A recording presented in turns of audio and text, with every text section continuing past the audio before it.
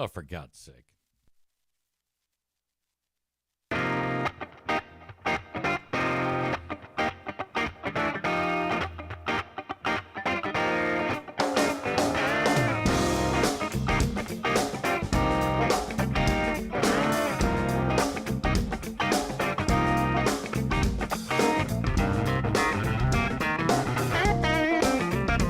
Once again, everybody, and welcome into the Eric Zane Show podcast. Daily show where I discuss news, nonsense, and my personal adventures from right here in the Impact Power Sports studio. Online at impactpowersportsmi.com. So cool to have you here, and I will be actually at Impact Power Sports coming up tomorrow for a live appearance at Impact Power Sports in Rockford, Michigan. Just head over there. I should be there at about 10 a.m. with all 4 dogs, because immediately after that, I am heading up to beautiful Fear Bunker North. So swing on by and walk one of my dogs. Like, you can actually walk one of the dogs. It's cool to go there to just hang out and test drive one of their fantastic pieces of equipment that I know Nick loves. Nick in the arena, he has several pieces of their equipment. He's like their number one purchaser right there. So there you go. Check that out, and I will be there starting at 10 a.m., probably hang out till about noon. Free popcorn. So thank you so much. That's like the old school radio remote. You say, yeah, hey, I'll be broadcasting live. I need not forget the very first live radio remote that I did on WBBL. I was starting to have a feeling that the show was not going to work on that radio station. And they hired me to do a live broadcast at it's amazing to me that the business even spent money advertising on the radio. But it was a company that they would sell like the type of pants that all they sell is pants. Of course, pants always haunts me. You go there and you buy the type of pants that you would buy if you are an EMT or a fireman or paramedic, or I don't know. They got a bunch of pockets on them. There's a business somewhere, I don't know if it's still open in Grand Rapids, where you can go buy those types of pants. And so this fucking company advertises on the radio, hey, get your pants. If you're an EMT at EMT Pants Emporium or some shit. And so hey, we want Eric Zane to do a live broadcast. And it's like on a Friday. So I get there, I got the station van, and I've got, shit to give away, like bumper stickers, maybe a T-shirt. And I get there, and not one person showed up. Well, I take it back. One person did show up. The only person that showed up was a guy who's now dead. His name is Rick Jekyll. Like Jekyll and Hyde, Rick Jekyll. And I know that because Rick Jekyll used to be a star football player for the University of Michigan back in the day, like in the early 1970s. And after he got done playing football at Michigan, he came back to Grand Rapids and proceeded to get drunk every day of his life up to the day he died. So he was kind of known in the community as town drunk Rick Jekyll. And this drunk fuck comes walking down the street, and I see him coming. I go, oh, Christ, it's Jekyll. God damn it. And he's shit-faced, and it's like 1 minute after the remote starts, and I'm like, oh, God damn it. I got to put up with this guy. And, he's blotto. He's completely bombed. He probably hadn't had a drink in 3 years. But, sometimes you get to a point where it's like passing a singularity in a black hole. There's just no going back.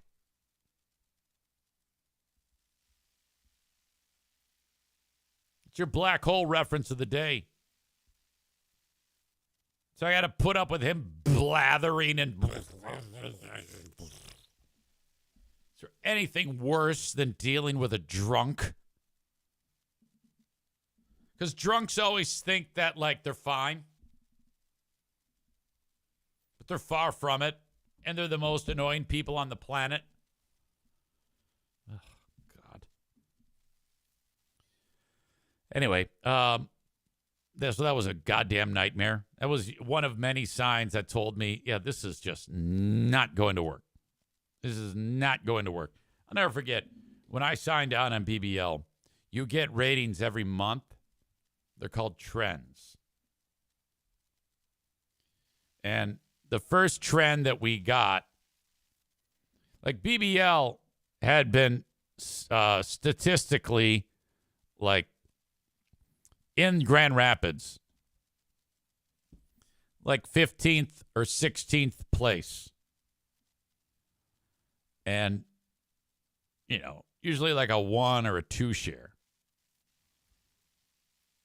So again, for those of you keeping score at home, if you have 100 radios turned on,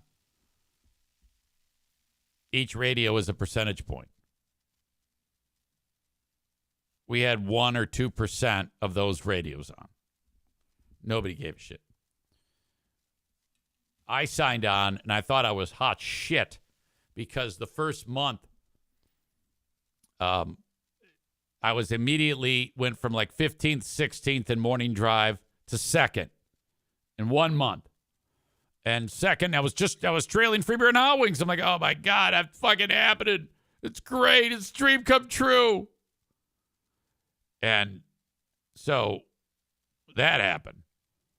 And I'm all hot shit, For 1 month, I felt so good.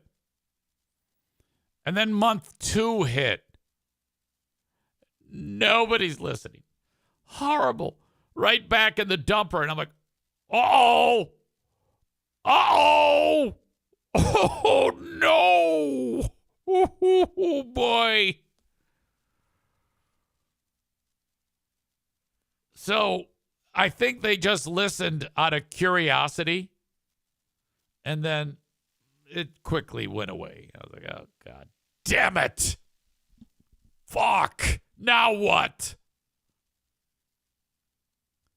That was what? April? Wait, January. It was April of 16. I made it to April of 17, April of 18. That's 2 years. I made it 2 years, 8 months before they said, yeah, sorry. I'll never forget the intense pressure when I started because Cartwright, he agreed to hire me. And this is the type of pressure that he put me under the day I signed on there. He goes, you better be good because if this doesn't work, you're done and I'm done. We're all done. Well, that's fucking horrible. It was a horrible experience from the very beginning.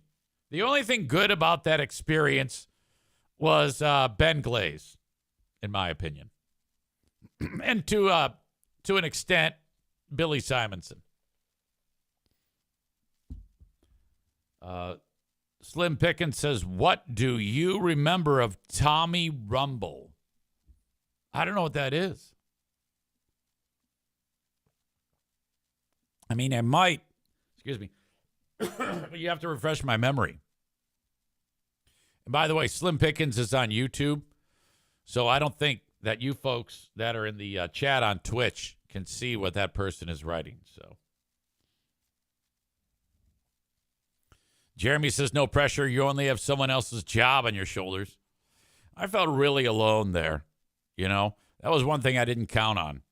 When I started working at BBL, I didn't realize, there was only one person that I actually knew there, Crystal, in the office. So I'd go there and I would just sit there and talk to her and try to feel some degree of normalcy. But knowing deep down inside that it's just not going to work. And I tried not to listen to that, but it just was not meant to be. Just not meant to be. I don't think I was ready for that type of gig, frankly. Slim says, now the name Rick Rumble. I know who Rick Rumble is. Rick Rumble's a radio guy that I think had been in Grand Rapids, and then he made a name for himself in another town. And quite popular. That's what I remember about. I remember Rick Rumble from those radio camps that Greg used to make us go to. God, did I hate those fucking things. I hated those. Terrible. All right, I don't know how the hell I got onto this topic. I'll tell you this, though. Today is the 1,400th Eric Zane Show podcast. Right here. So we've laced it up that many times. Laced it up and strapped it on. If the voice sounds funny, I'm going through a bit of a flux right now with my voice. I keep getting the urge to clear my throat. I started to lose it yesterday. And if it happens again, I'll pull the plug again. I'll let you know, though, that since I've been up at 5:30 since 5:30 this morning, I had to do the radio show on Q100 from right here. And I also, while that show is going on, so I talk on the radio on Q100 and then play some songs. And then when the songs are playing, I'm then voice tracking on Grand Rapids Big 101.3, the oldies station. So a lot of talking this morning already.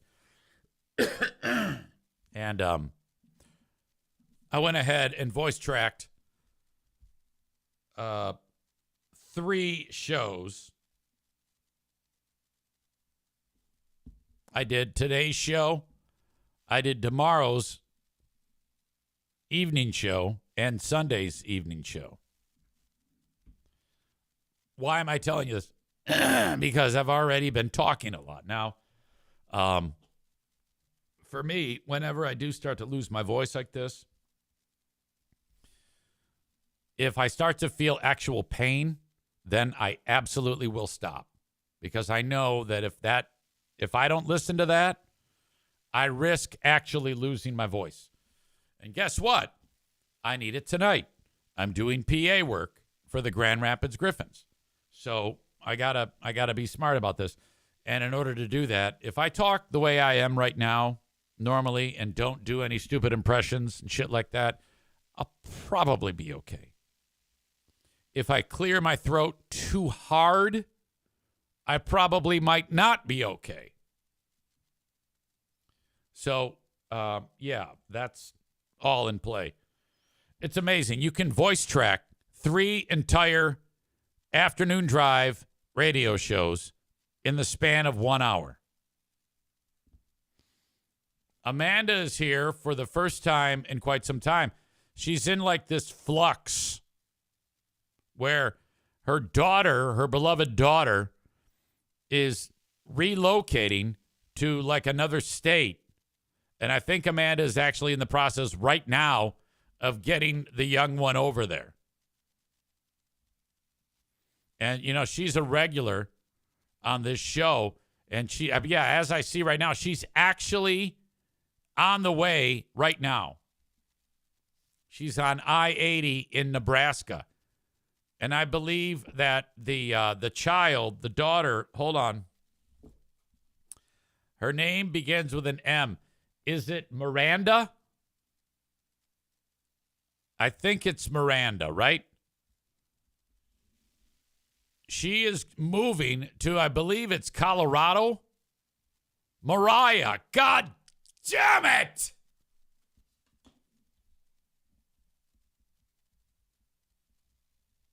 So embarrassing. I bet you're laughing about that.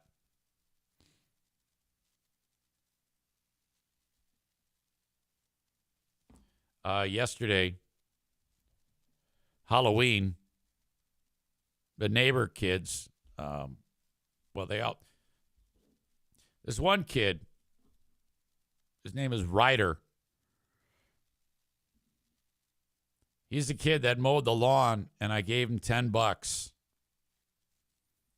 and which is cheap.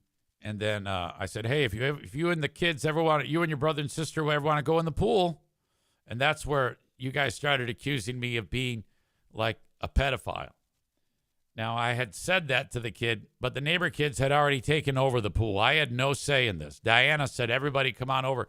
So then the kids start calling me Mr. Pop Pop. Let's go swim in Mr. Pop Pop's pool. It was a great summer. They play baseball all day in the street or whatever, and then they go and they swim. And then you all had been suggesting that I was a neighborhood child molester and said all this crazy shit about me, which is not true. Well, anyway, this kid, I go, "Hey, buddy, yeah, if you want to, everybody else swims." I know that all sounds weird as hell. Well, he goes home, and he says to his mom, who then texts me, that the kid is referring to me as Rich Eric. And she said, "Why do you think Mr. Eric is rich?" And she goes, "Because he gave me $10 and he's got a pool." Now, he's right. Okay, so he's a smart kid. This is a 7, 8, 9-year-old kid. And so now the whole summer is spent, can we go to Rich Eric's house? And mom says, "Well, you don't call him Rich Eric, call him Mr. Pop Pop." And he's like, "No, I want to call him Rich Eric." Now, I got a text from mom. Hold on a second here. About this exact thing, because Halloween is coming, and I told you that Diana gets full-size candy bars. Ryder just said Rich Eric's wife gave out full-size Sour Patch Kids last year. He's still rich, so you think she will again. And she writes, "You are still known as Rich Eric. LOL, LOL. I said, "Yes, she is giving away full-size candy this year." Well, that word fucking spread, because I'm out walking the dogs, and I get a text from Diana, and she goes, several of the children in the neighborhood, as they get the candy, they'll then walk off the porch, and they're in awe. And then several times, children who I've never seen before are saying, "Yeah, this is Rich Eric's house." So Ryder has spread the word to the youth in the neighborhood that Diana has given away all this giant candy.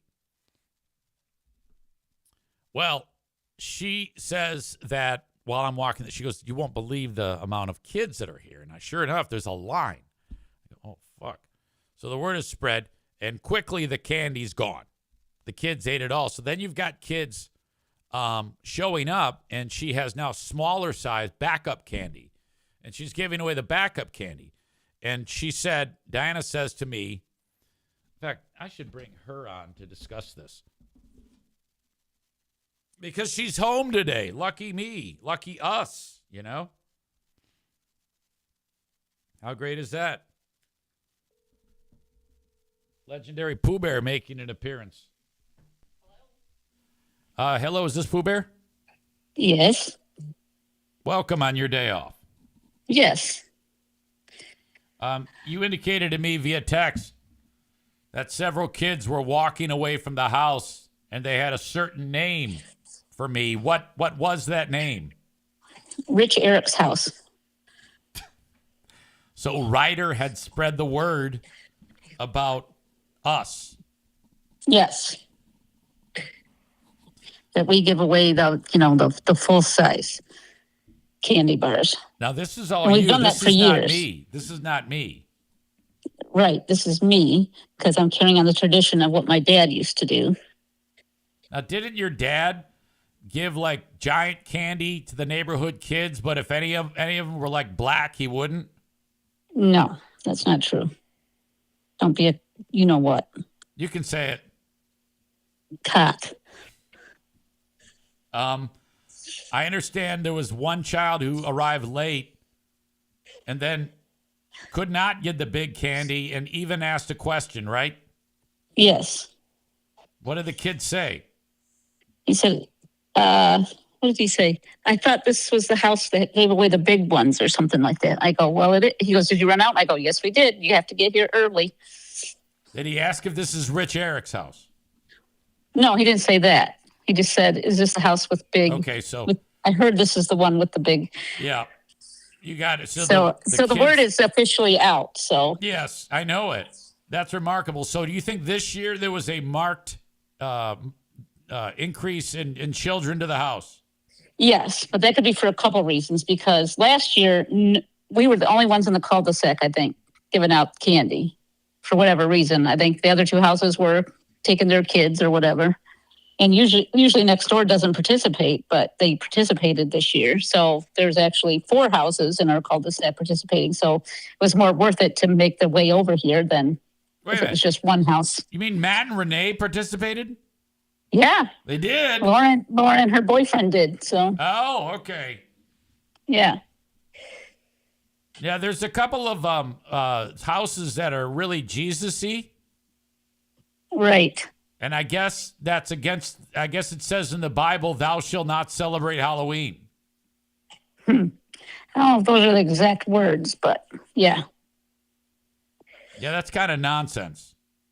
It is. It's silly. Yeah. And then remember the one that tried to take 2? Oh, my God, yes. 2 of the big ones? That's fantastic. I'm going to tell that story right now with you on the phone, if that's okay. Yeah. I'm in the house. Pooh Bear, I noticed she was vigilant when kids are on the porch saying, take one. So kids are taking 1. And then I'm in the kitchen and I hear, take 1. I said, take 1. That's not 1. The kid tried to take 2 and you busted him. Yeah, but I wasn't that mean. I just said, that's 2. He goes, no, it's not. It's 1. I go, no, that's 2.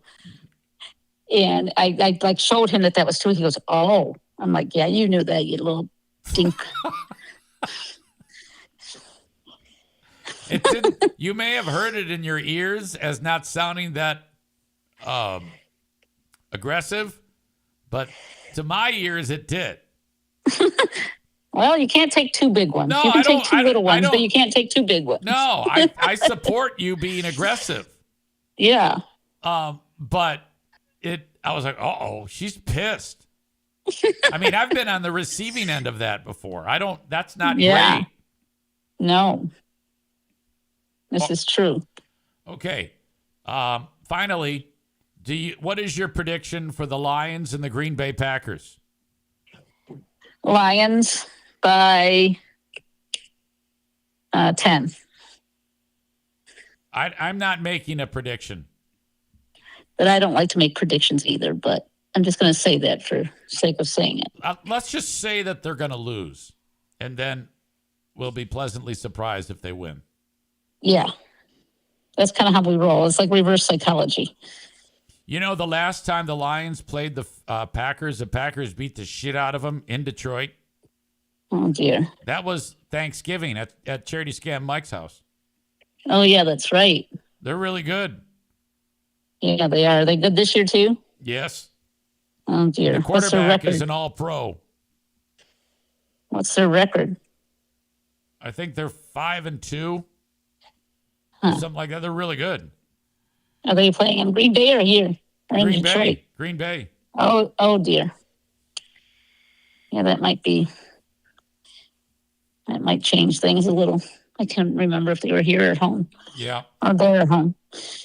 Okay. Oh, So dear. what is your plan for the rest of the day? You since no school, that probably feels pretty good. Yes, it's been very busy. Well, I was going to go run a couple errands, but the weather's kind of shitty out. So I think I'm just going to chill, maybe do stuff around the house. Yeah, we got to tackle that pantry for God's sake. Yeah, got to cancel the pantry. Got some laundry to do. All right. And then hockey game tonight. Then hockey game. And you got to get me there early. Right on. Okay. Yep. All right. Well, as All always, right. thank you, and have a nice rest of your time before I get done with this nonsense. Sounds good. Okay, We'll bye. see you soon. All right. Love you. Bye. Love you. Bye. Bye. Pooh Bear, oh my Pooh Bear.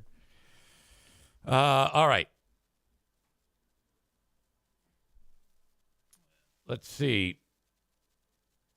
A lot of references to Diana talking about giving away big ones because you're all sick bastards. Chris talking about the kid on the porch trying to take 2. How about 0, you little shit? You know, though, if you show any type of like aggression to a kid, I mean, even had there been a mom there to hear Pooh Bear say, one, you know, make sure the kid only took one. Some mom would have been so pissed off.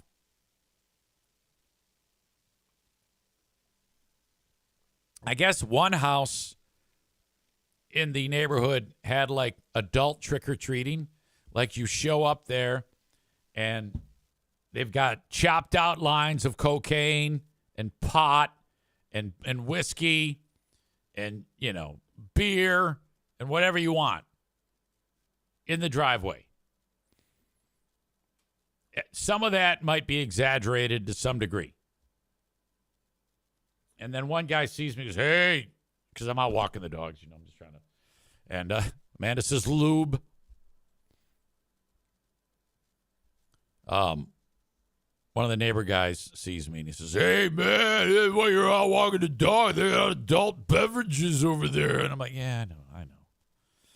You don't know me well enough, do you? Can you imagine me under the influence? It'd be ridiculous. The guy that I was just telling you about, first of all, the kid that refers to me as Rich Eric. He's got a brother. And that kid had broken away from his brother. And then, so he didn't get the big candy bar.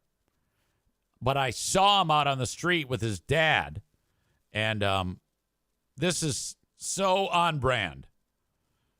And I said, hey, how you doing? And he goes, did you give away the big candy bars? I go, yeah, but we gave them all out. So sorry, buddy. And he says, oh, my God. And before that, I said to him, I go, hey, now I'm fucking it up. I go, hey, Hayden. I knew it began with an H. But he's like, the dad goes, it's Hudson. I'm like, oh, fuck. Of course I fucked that up. Nice kid, though. Great family.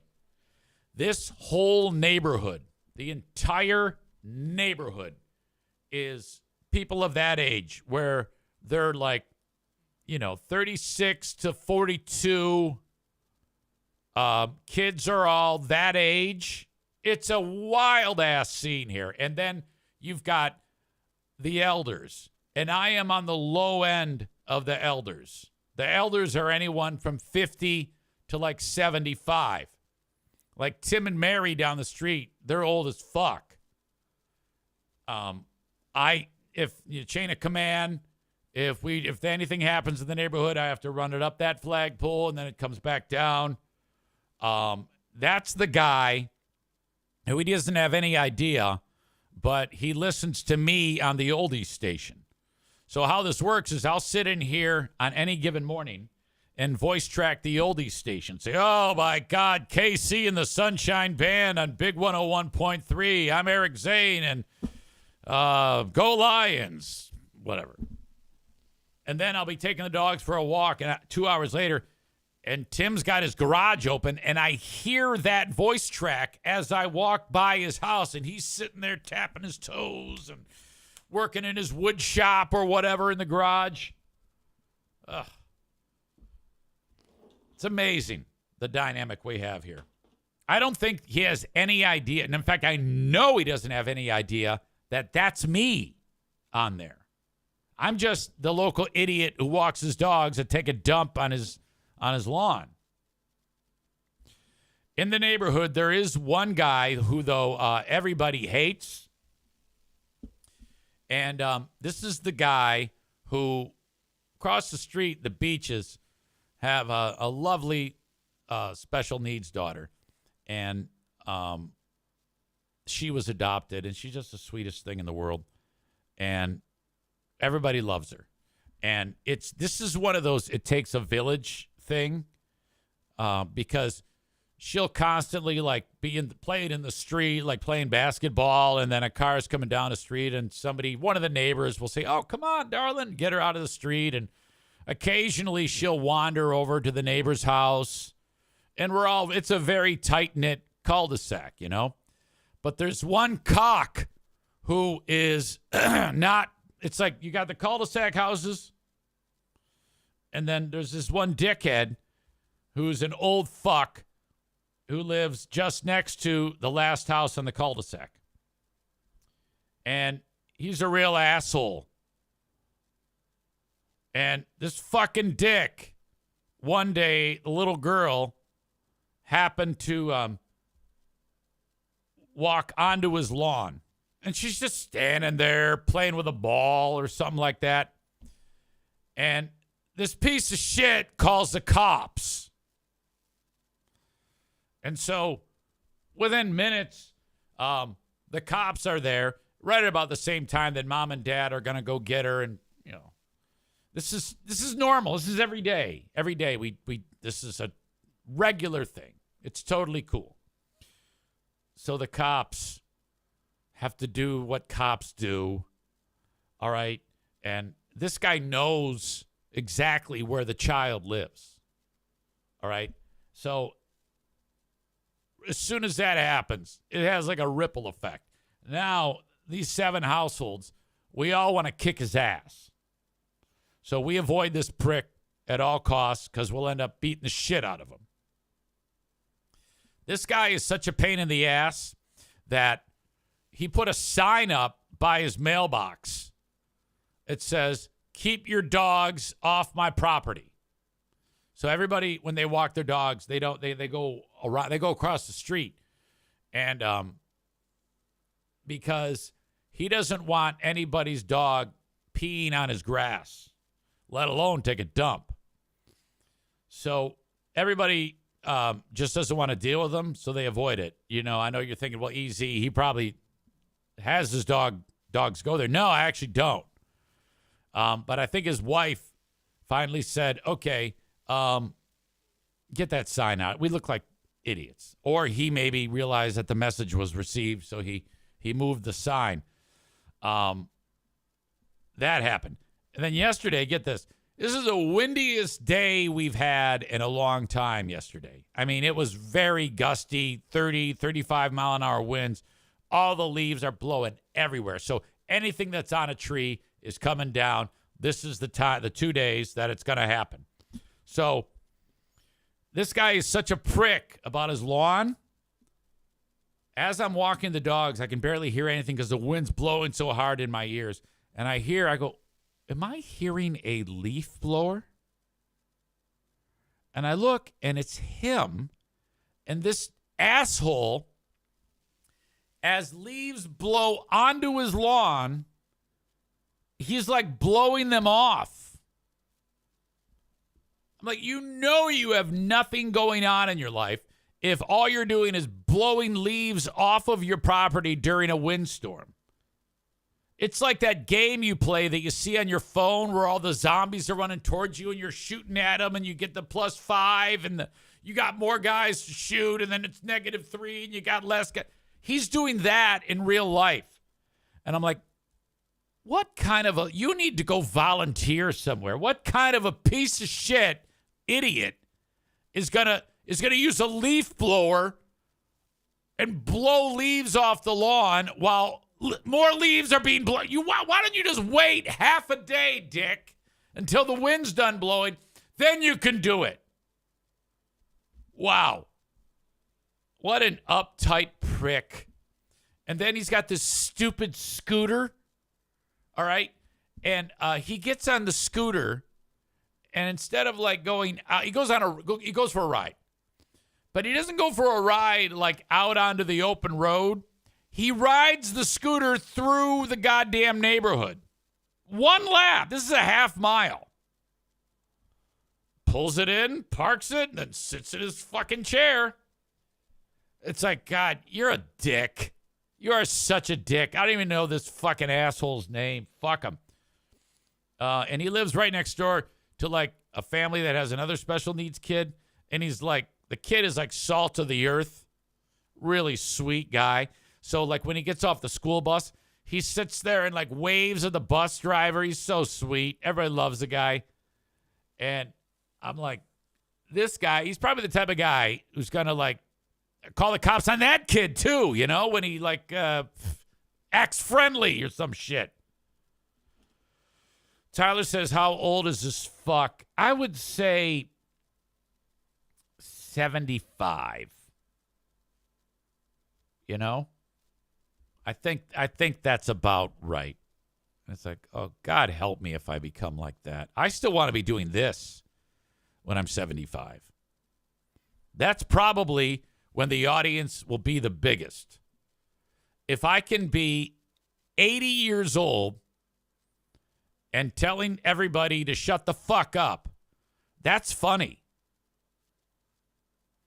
There's nothing better than an old curmudgeon. And, I mean, I'm old now, but not that old. Rebecca, does he have any kids? I don't know. I don't know anything about this guy. I've never spoken to him. Ever since he called the cops on the little girl next door, I'm like, yeah, fuck this guy. I'm never talking to this piece of shit ever.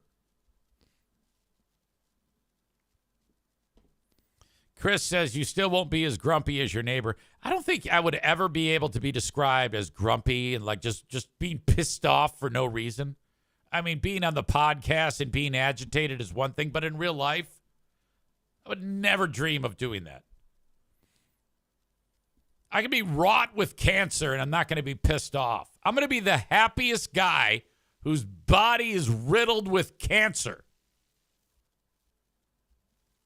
I'm going to be skin and bones. I'm going to be like fucking Mr. Dachau 2025. And I'm going to be happy as can be. You will never get me down. You will never break my spirit. I swear to God, I promise you that. All right. What else are we talking about today? Oh, my God. Ladies and gentlemen, I may be the most popular person when it comes to everyone, the 27,000 members of the REO Speedwagon Facebook fan group. Now, there are a lot of these. That's a very popular band, especially if you look back to their body of work from the 1970s till now. REO Speedwagon. In fact, they're going to be at Van Andel Arena here in Grand Rapids next week.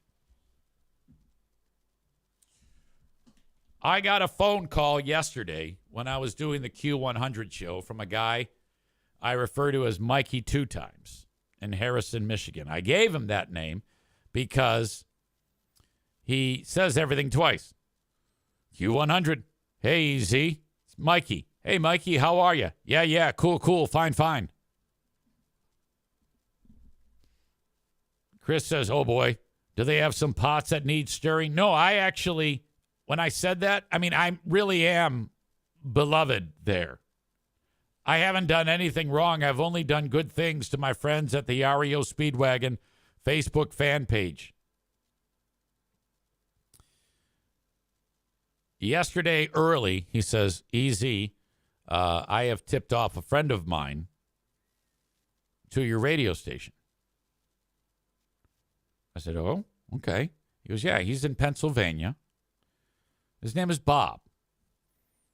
And he's not really heard anything like Q100, a radio station that actually plays requests and things like that. I said, oh, well, yeah, that's terrific news. So he's listening online. Sure enough, I get a phone call from this dude as he's working. His name is Bob. I noticed right away he has a very strong speech impediment of some type. But I didn't let that. In fact, I picked it up the first ring. Q100. This is Bob. I'm in Pennsylvania. Oh, hey, I was tipped off that you were calling me. I love a radio station, Bob.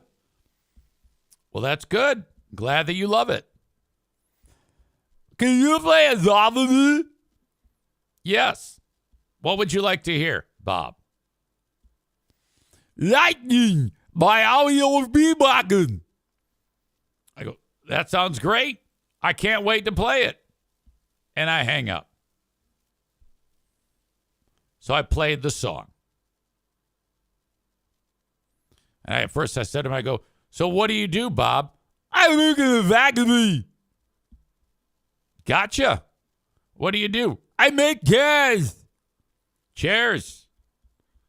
Excellent. Recliners. Okay. You have a great day, Bob. I do, thank you. Play the song. Today, I get a phone call from Mikey 2 times. He says, do you realize what you just did? I go, what are you talking about? I have forgotten. He goes, you remember I told you that Bob guy was going to call? And then I go, uh-huh. And then he tells me, he goes, he is the admin / founder of the official REO Speedwagon Facebook fan group. Like, he's endorsed by the band. I go, really? Yes. And he said he wrote a long post on there. It's been shared hundreds of times by fans of the band about what you did. I guess this Bob was like, hey, everybody, you won't eat it. This guy played Lightning. That song, I have never heard that song on the radio before. This is an incredible radio station. You gotta listen to Eric Zane, the data side. So he goes, you have won them over with that. So at about that time, we just got our text line fixed. So then Bob texts in, and now now we're like best buds. That is, of course, until he hears this show. Hopefully he won't. I've made it a hard and fast rule. These audiences don't commingle. There will be no EZ promoting the fucking podcast on the radio. You can listen to the radio. I'll promote the radio station on the podcast, but I do not want to talk about the podcast on the radio station. I don't want people hearing about what the fuck we're talking about here. They think I'm a nice guy on the air. There's a reason why when I started on Q100 and they hired me before listening to the podcast, they said, hang this sign up that says the radio station on your podcast. I go, well, of course. The next day, hey, could you take that sign down? Yeah, what's up? You said cock. Call back. You never listened to my podcast before, did you? No. I was like, oh, my God. But you ain't heard anything. Matt says he runs a Facebook group. I'm sure he will never find you. Yeah, you're right. No, I don't think so. Because I think that there's some real wrong side of the hard living line tendencies going on here. Because it's well known that if you are on the wrong side of a hard living line, there are certain technological things that just do not register. I tried to find this Facebook group. There's a lot of them, so I didn't really know where to begin, and I didn't have time to see which ones contained this particular post. So I reached out. When Bob texted, I go, hey, Bob, can you link up your Facebook group and can you copy the link and write it in the text? Now, this involves literally hitting share, and then there's a drop down, and it says copy link. You do that, and it's on your clipboard, either on your phone or a desktop. And then on your phone, because he's probably using his phone to text, and just tap the field on the text machine where you would type, and the word copy will pop up. You tap it, and then there's the link. I asked Mikey 2 times, can you send me the link? And he says, oh, man, I'm technologically stupid. I'm a boomer. And I'm like, I don't accept that. And this same thing with this Bob guy. He doesn't know. He goes, well, I don't know. I can try, but I'm not sure I know how to do that. So I don't think there's going to be any problem with anybody hearing or saying anything I say on here.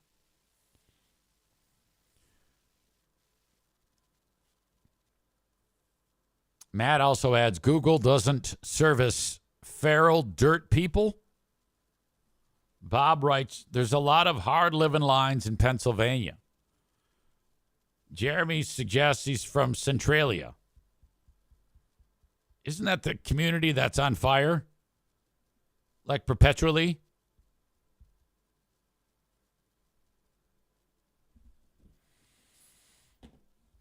Well, anyway, I'm excited about that. Can't read my own writing. Hang on. All right, so talked about Halloween. That was good. Very successful Halloween. Holidays are now underway. There was a football game last night. There's one moment in particular that we need to park on. First of all, the Jets upset Houston. In this moment right here, this guy back here is Malachi Conley. He's going to get the ball, and he's going to score a touchdown. Watch how this unfolds. Actually, number 14 is the guy.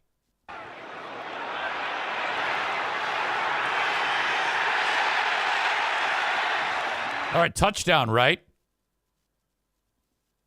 I don't know if you caught it in real time.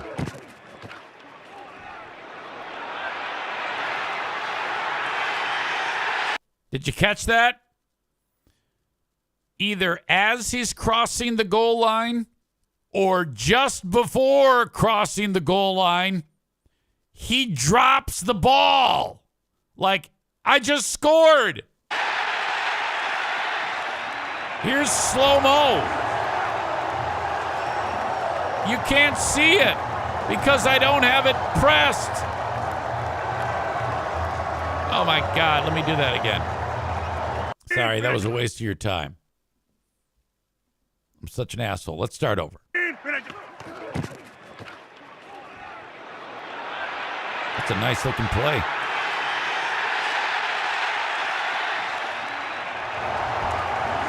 Yes, that ball is out of his fucking hand.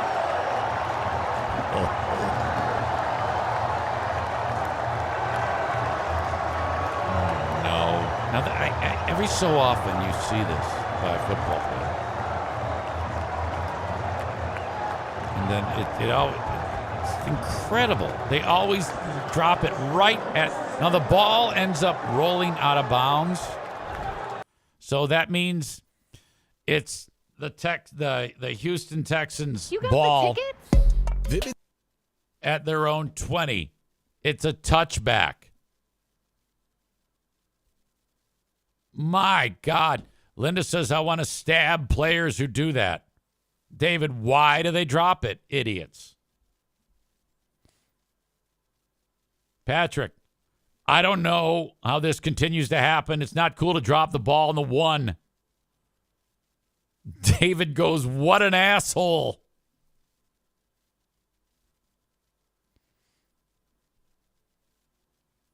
Bob writes, wasn't easy just saying something about being technically impaired? So, but the Jets won. Somehow they won despite that. The announcers in that game, Kirk Herbstreit, he's dumbfounded by this dipshit's mistake. The runner dropped the ball before crossing the goal line. The ball then subsequently rolled to the back of the end zone out of bounds, which is considered an immediate recovery. It is a touchback. It's a first down for the defense. Oh. There's the ball. Yep. There it goes, rolling to the back line. Once that ball hits that white, it's the Texans' ball for a touchback. And this dude, he can't believe it. He's so embarrassed. Rookie poorly. They're patting him on the shoulder. They can't do that. They need to pat him on the shoulder and say, you stupid fuck. What in the heck is he thinking? Why the urgency for some of these guys to drop the ball before they, even if it's close, finish the play? This fan. Absolutely. Get in the end zone. You see it time and time again. So the first rush of his career, he'll remember it forever. Wow. That was the first time he touched the ball as in a running play. Scores. I mean, that's going from the top of the mountain down to the depths of hell. Wow. Kuiper says, I bet Jetman was pissed. I should try to get Rob on here. Jetman.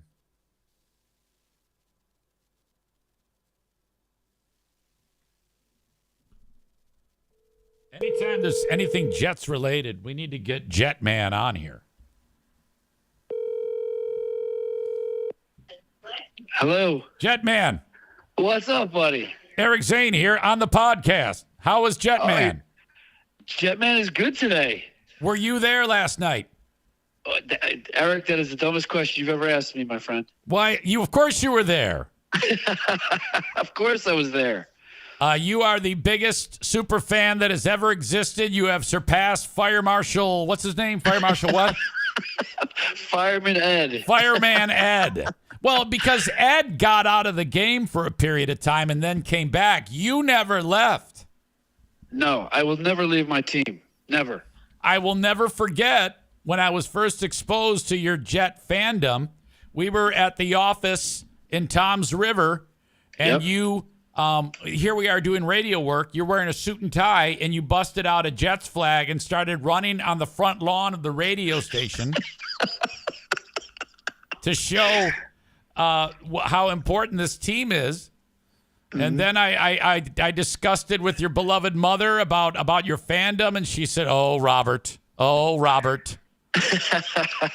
It's been a fun ride. I've been Jetman for 18 plus years, and it's just been it's grown into this craziness, and it's just something that I hope I never lose. I will be there as long as I can. And last night was electric, which was just, I had 2 kids that dressed up as me last night, which was such flattering and humbling. It was so amazing. It was these 2 kids came over to me and they were totally dressed as Jetman. And, it was amazing. It was a great night, phenomenal night. I remember when one time we went to the Meadowlands. So it's me, you, and my old friends, Greg and Chris, and you put on the gear, and then the people are just, trying to get pictures. There's autographs. There's just people are like, your money's no good here. They're giving you beers and food. It was sensational. What happened this is the first year I didn't do my tailgate. I quit my tailgate because it just became so big. We were getting like 300 people a game, and it just got so big, and I decided to stop doing the tailgate. So now I go to the game, and like last night, I'm walking down. People are like, Jetman, do a shot with me. Jetman, let's get a beer. Jetman, here's some spare ribs. Here's some.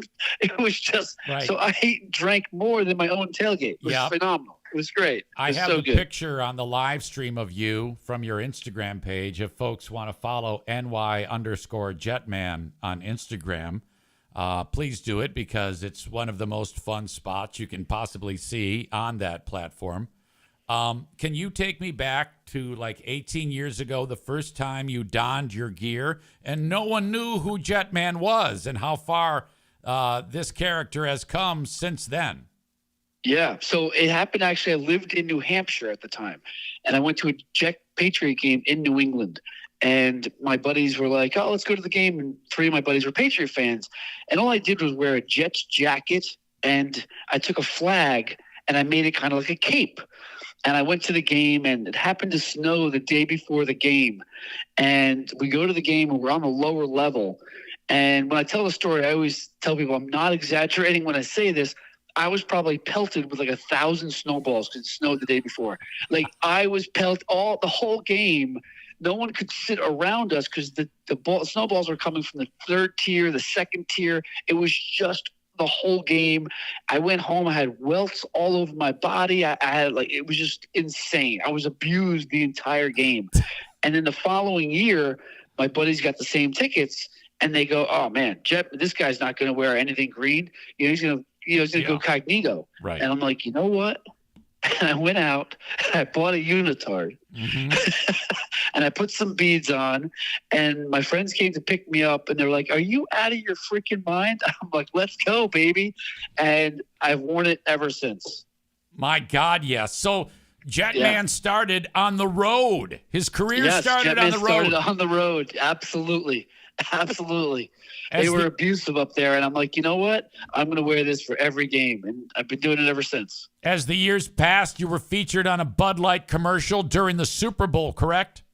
Yep. Bud Light was very nice to me one time. I was in it for like 2 seconds, but it was such a great experience. That was like one of the highlights of my mother's life because she was like, I was in like watching TV with my friends. She's like, that's my son. That's my son. Oh, yeah. So, knowing that was national, that was great. So, I've been very fortunate. It's been such a great ride, and I hope it doesn't end ever.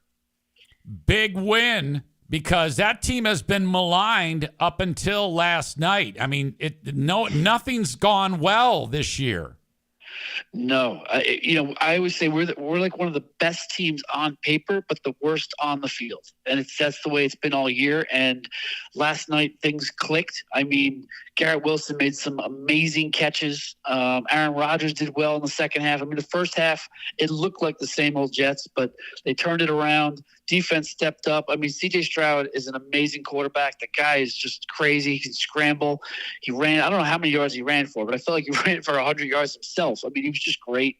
But we stepped up. I mean, we got it done, which that's what we have to do. That's how that's how good teams get it finished. So the second half is where we really shine and got it done. It was great. It was a phenomenal game. How disgusted was Jetman when Malachi Corley dropped the ball before the end zone?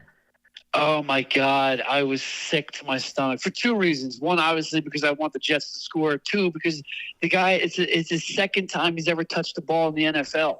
Like, come on. Like, the kid was so excited. I felt so bad for him. Oh. But as a Jet fan, I'm like, this is a jinx. This is what's happening to us. Like, that's like something that happens in college. And it happens quite often in college. Yeah. Like every year it happens 2 or 3 times in college, but not in the pros. So I was just sick. I just thought like, okay, this is our year. Like this is the epitome of our year. Right. This guy dropped right. I mean, a phenomenal play, and the guy drops the ball on the half-yard line. Like, I was sick. I was sick to my stomach. Was Jetman happy, sad, or indifferent by the demise of Robert Saleh? My thing is this with him. I liked Robert Saleh. I met him a couple of times. Really class act, really nice guy, and I was surprised by it. But I always say there's things that we don't know. Like there has to be things that we don't know or don't see. I have to trust Joe Douglas. I have to trust Woody Johnson. I have to trust that they see things I don't as a fan. So, I was surprised, but I stand by their decision, and I hope we get a better coach next year. Jetman would never engage, but does Jetman ever have young co-eds in their early 20s try to get a little too close to Jetman? Can I plead the fifth on that one? No, I'm just kidding. I will tell you, there's something about the Cape that I think does it for women. I'm just saying. Okay. I'm just saying. I think it's the Cape. They're like, look at this guy wearing a unitard in the Cape. Yeah, women definitely gravitate towards the Cape. Yes. I recommend to all your listeners, get a Cape. What is Jetman's alter ego, Rob Fulmer, doing these days? I work for iHeartMedia. I work in New York. I actually have a regular job, as you know, which most people are shocked by because Jetman is not my career. I don't make money off of Jetman. So I work at iHeartMedia, and I do national sales for iHeart. How long have you been there? 5 years. I've been in radio for 25 plus, but Right. I've been here 5 years. How is it going? It's going well. It's going really well, actually. This is, as you know, you're in radio a long time. It's fourth quarter planning for next year, and I see things getting better, which is great. I think next Tuesday, with the election, I think that's going to make some differences on how things happen, no matter which way it goes. But things are going well. Things are going good. So I may have known that, but everything I say on this podcast leaves my brain when the podcast ends. I apologize if I've asked you that before. I understand, my friend. And I miss our days back in the day. I miss those days, man. The Great Adventure story was the best one ever. When we went to Great Adventure, we got in the front row of every single ride. That was a blast. I miss you guys. I miss you so much, buddy. I would like to come visit. Do you live in the city or out of the city?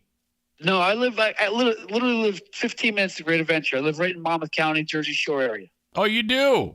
Yeah. Well, yeah. I didn't realize because you've been around the East Coast. But yeah, I was in New Hampshire. I was in Maryland. I was in Mass. I was all over. But never missed a Jet game, no matter what. No. 8 hours for every game. Do you take the train to work? I take a bus. Take the bus. All right. Yeah. Well, we're going to come back. We come back quite a bit to the city. So, like on a Friday, we'll go out to lunch or something like that. I would love to see you, my friend. I work for iHeart too. I know you do. Okay, good. Yeah, you're on the email. All right. Okay, big fella. You are the best. Give my best to everybody we know, and onward and upward, and good luck to the Jets. Thank you, man. God bless you and your family. Yeah, man. Talk to you. Thanks. All right. Bye-bye. See ya. Jetman, ladies and gentlemen. Jimmy says he thinks radio is going well. He's also a Jets fan. The brain rot runs deep. Oh my God. You're killing him. Jetman's a goddamn personality. I'll tell you that. He always has been. Doing radio, when you encounter somebody who has kind of like it, that's not often picked up on. Like Robert, if he wanted to, he could be on the radio. He's that good of a personality. Oftentimes, you don't have somebody who can pull off several different aspects. I mean, he can sell it, he can create it, and one of the sweetest people I've ever known in my life. All right. At this time, I'm going to kick out the audience that's enjoying the show on Facebook and YouTube, but I'm encouraging you to follow me on Twitch, twitch.tv/Eric Zane Live, if you want to check out the rest of the show. Twitch.tv/Eric Zane Live. Go there, subscribe, and get after it. While I'm at it, before I let you go, The audio podcast can be downloaded wherever you download shows. Just look for my name on any podcasting platform and download the audio. Listen at your leisure. And there's also a Patreon. I just posted several Patreon shows. Yesterday's Patreon bonus podcast. Not to mention, who are these free beers? I just posted the audio for that. And the Ben and Eric Patreon podcast where we review Blood Moon Part 2. At least the opening scenes of Blood Moon Part 2. We'll do more of that coming up next week. That was a great time. So in addition to that, you can sign up for free for 7 days. Patreon.com/Eric Zane for a free trial for 7 days. When you sign up, you do have to put in a credit card payment form, I should say, but cancel it right after and you still get the 7 days. Then after the 7 days, you might have just heard that burp. I go ahead. You can go ahead and sign up again if it's something that you want to keep going towards. So there you go. I put a lot of stuff up on my Patreon, patreon.com/Eric Zane. And before I let you go, honestly, 1,400 shows, so kind of like a milestone day for me, that this is the 1,400th time that we have, woke up and said, let's do this again. 1,400 shows in the books. Now that's 1,400 free podcasts with an additional 1,400 Patreon bonus podcasts. That's a lot. God, I'm excited that it has, we've gotten this far with it, and I'm still excited every day to look into my tiny, tiny little webcam and scream at clouds with you. So thank you so much, and thank you for supporting the sponsors so that I can continuously do this and progress and make my way through the podcasting landscape and broadcasting for that matter. Broadcasting in general, well, whatever the format. If you have a business and you would like me to talk about you on the podcast in a glowingly fantastic fashion, please reach out to me, Eric at ericzaneshow.com on the Shoreliners Striping inbox. All right.